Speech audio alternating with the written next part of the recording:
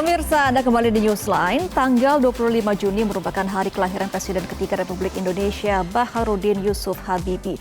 Dan pada momen ini, pada bulan Habibie ini, Wisma Habibie dan Ainun Family Ambassador menggelar tur sejarah Wisma Habibie dan Ainun yang mengangkat tema kisah masa kecil Habibie. Seperti apa pengalaman berkeliling di rumah bersejarah milik Bapak Teknologi Indonesia itu? Berikut liputan Anwar Fuadi dan juru kamera Suari Tiasa untuk Anda.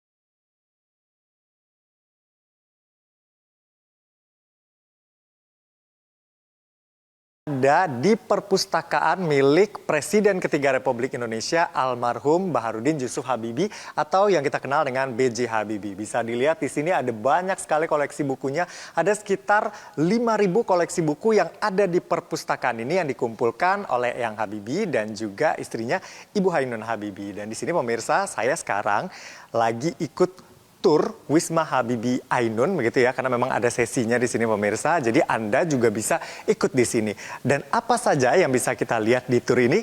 Ikuti saya.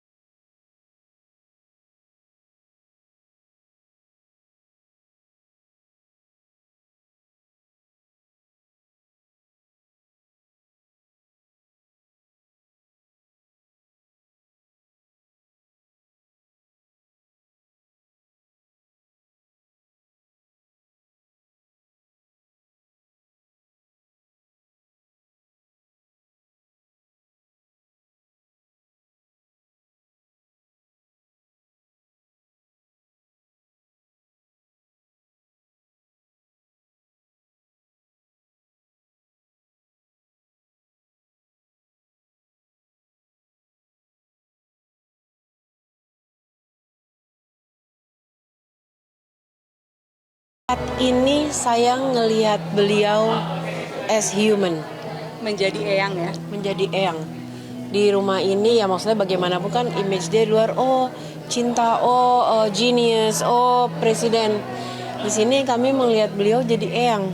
Di sini ya kita ngelihat dia marah, dimarahin eyang Ainun, dia nangis, dia lapar, dia ngutak-ngatik dapur, dia berbagi kayak menjadi eyang. Betul. Ya nggak sih? Ya, minta kita nyobain hasil masakannya, ya bernyanyi, berdansa bersama. Jadi di luar beliau adalah sebuah sosok, di rumah beliau adalah eyang kita. Family Ambassador Wisma Habibie Ainun, Archie Wirija mengatakan, lewat tur ini pihaknya ingin membagikan nilai-nilai kebangsaan, cinta dan intelektualitas Habibie semasa hidup. Di bulan kelahiran Eyang Habibie, keluarga ingin menceritakan kisah masa kecil Habibie yang tak banyak diketahui. Kita melihat di setiap sudutnya itu ada filosofi-filosofi yang memang Eyang itu tanamkan. Dan khusus di Juni ini, karena tanggal 25 Juni adalah hari lahirnya Eyang Habibie, maka kami keluarga berinisiatif untuk menghadirkan kisah masa kecil Habibie, yang mana ini belum pernah diceritakan kepada publik gitu. Kami membuka ruang rumah kami ini, rumah keluarga besar kami ini, supaya nilai-nilainya Eyang itu bisa tersampaikan. Karena juga di salah satu plakat di rumah ini ada tertulis, insya Allah gedung ini bermanfaat bagi seluruh rakyat Indonesia. Gitu. Jadi ingin memperpanjang usia baktinya Eyang Habibie supaya ini menjadi amal jariah Eyang. Sementara itu, salah seorang pengunjung mengaku mendapatkan energi baru setelah melihat lebih dekat cerita hidup Presiden ketiga Indonesia tersebut. Sangat inspirasional sekali buat aku karena maksudnya bagaimana sosok Eyang sebagai seorang manusia yang sangat pintar, tapi very humble, terus sangat mengedepankan bahwa kita sebagai manusia tuh harus punya impact buat orang lain, harus bisa bermanfaat dan harus selalu berbagi buat orang lain. Tur sejarah Wisma Habibie Ainun berakhir di ruang memorial. Di sini, pengunjung diceritakan kisah haru saat saudara Presiden Habibie, Ali Buntarman, meninggal dunia karena sakit. Peristiwa ini membuat Ibunda Habibie sangat terpukul. Kesedihan keluarga Habibie juga terjadi saat sang ayah Alwi Abdul Jalil Habibie meninggal dunia saat menjadi imam sholat Isya. Saat itulah sang ibu bersumpah menjadikan anak-anak mereka sebagai manusia-manusia yang berguna untuk agama dan bangsa. Selain kisah-kisah tersebut, pengunjung juga dibawa kembali ke tahun 2019 saat jenazah sang tokoh bangsa disemayamkan untuk terakhir kalinya di ruangan memorial ini sebelum dimakamkan di TMP Kalibata.